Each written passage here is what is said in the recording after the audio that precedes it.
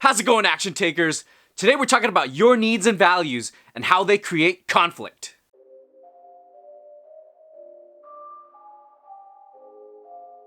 How's it going, guys? Dr. Tank PharmD here, board certified practicing pharmacist and personal health coach, helping action takers like you take back control of their lives and emotional health.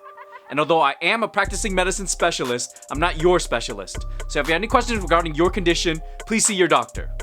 Let's get into it. Our needs don't necessarily match up with other people's. This is fundamentally important because if we don't get what we need as a human and our fundamental needs aren't being fulfilled, we aren't going to be able to see past that. This came up to me when I was talking to a coworker about billionaires traveling to space. He says that this is important for society and humanity as a whole and its progression. And he says that anybody who doesn't see this is very short-sighted. I responded to him and told him, a father trying to put food on the table and pay for rent is not going to see the importance of space travel. It's not that one is necessarily more important than the other, it's that they're different values and needs. So how do you assess your needs? There's a chart that maps out the fundamental human needs.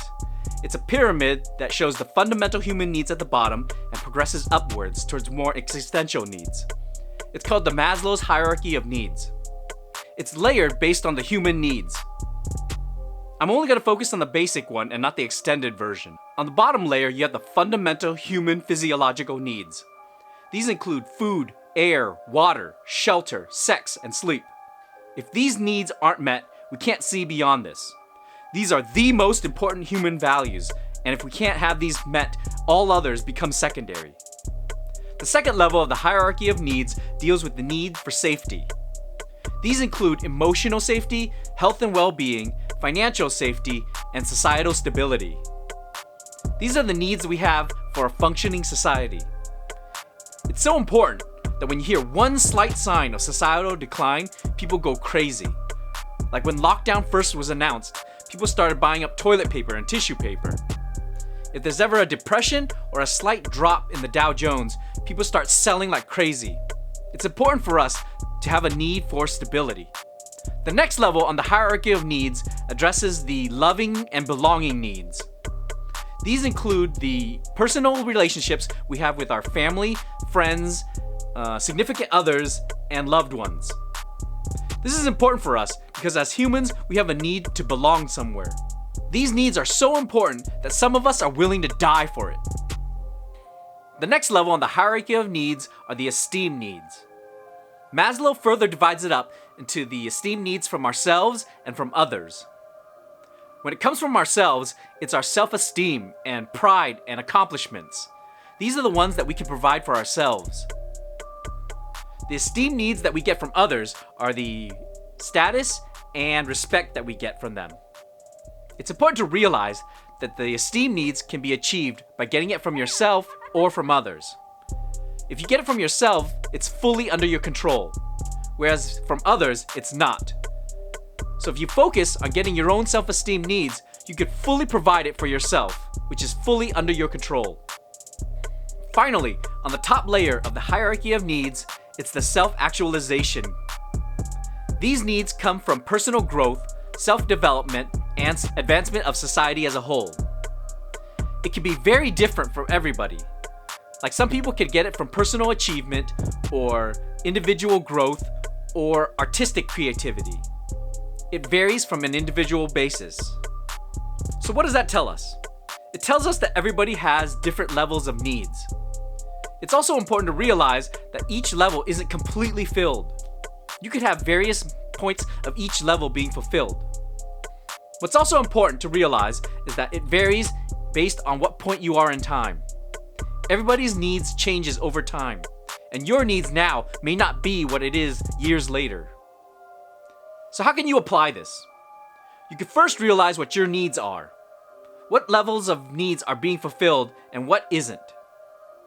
Once you realize what your needs are, you can see what your deficiencies are and see what you can fulfill in those as well. It's also important to realize that when you get angry, your needs and values are being challenged. And when they're being challenged, sometimes they aren't being met. Find out what values you have and what's not being met. Now this all seems pretty obvious, but let's take it a step further. When people are in conflict, it's usually a challenge of values. So if you're getting into an argument with somebody or a disagreement with somebody, what values of theirs are not being met? What values of theirs are being challenged? Are they needs that they have that aren't being met? We as humans have different values and needs, and the conflict of that is what causes a big problem for our society. Let's take a basic example. If your significant other is angry at you, are their needs not being met? Are they hungry? Are they cold? Are they lacking in emotional security, financial security? Is their health being challenged? Find out what needs are not being met and fulfill those first before you get into another disagreement or before the disagreement gets worse. Going back to my original example, the father who's trying to put food on his table and pay for rent is not going to appreciate the value of space exploration. He sees money as a needs of survival for him and his family. Meanwhile, the billionaire traveling to space wants to see self-fulfillment. He's trying to find self-fulfillment and meaning in ways that money can't really buy for him unless he does this. He's trying to explore more to reach his peak potential. And money alone doesn't do that. He has to do something with it. That's when we need to evaluate why these values are being challenged and why these values are different. There's a disagreement because their values aren't the same and they're not being met. Another thing to look at whenever there's a disagreement between two sides is if the needs are on the same level. Take for example, you have the financial resources for food. If one person wants pizza and one person wants burgers, those are the same fundamental values, they're just different allocations of those values. You can spend it on pizza or burgers. But if you have the resources to either pay for food or creative expression, those are fundamentally different needs that are being fulfilled.